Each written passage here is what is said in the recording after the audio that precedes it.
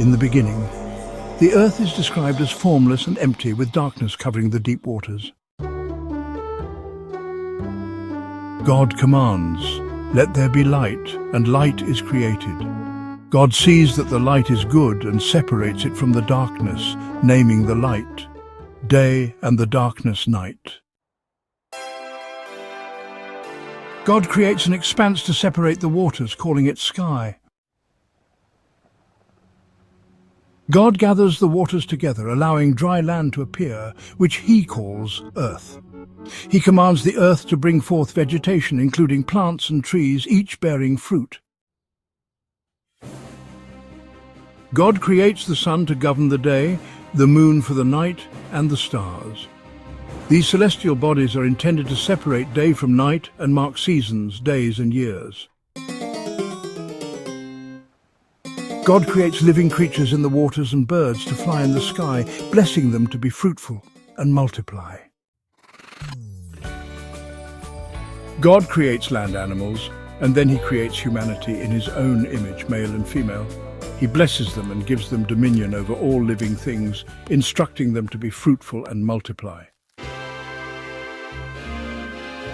God finishes his work and rests on the seventh day, sanctifying it as a day of rest.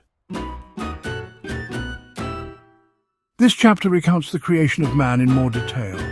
God forms Adam from the dust of the ground and breathes life into him, making him a living being. God plants a beautiful garden in Eden, filled with trees that are pleasing to the eye and good for food. The tree of the knowledge of good and evil is also present in the garden. God places Adam in the garden to work it and care for it, giving him the command not to eat from the tree of the knowledge of good and evil, warning that eating from it would lead to death. Recognizing that Adam needs a companion, God creates Eve from one of Adam's ribs. Adam names her, signifying their close relationship. The chapter ends with the statement that they were both naked and felt no shame. The serpent, described as more cunning than any other creature, tempts Eve by questioning God's command. He tells her that eating the fruit will not lead to death, but will make her like God, knowing good and evil. Eve, seeing that the fruit is good for food and desirable for gaining wisdom, eats it and gives some to Adam, who also eats. Their eyes are opened and they realize they are naked. They sew fig leaves together to cover themselves. When God walks in the garden, Adam and Eve hide. God calls them out and Adam admits to eating the fruit. Eve blames the serpent for deceiving her. God pronounces judgments.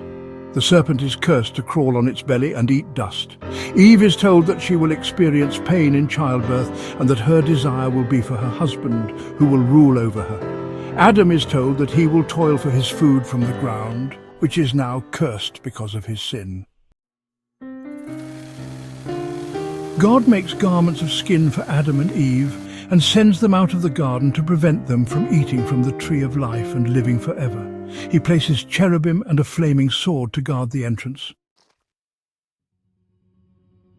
Adam and Eve have two sons, Cain, a farmer, and Abel, a shepherd.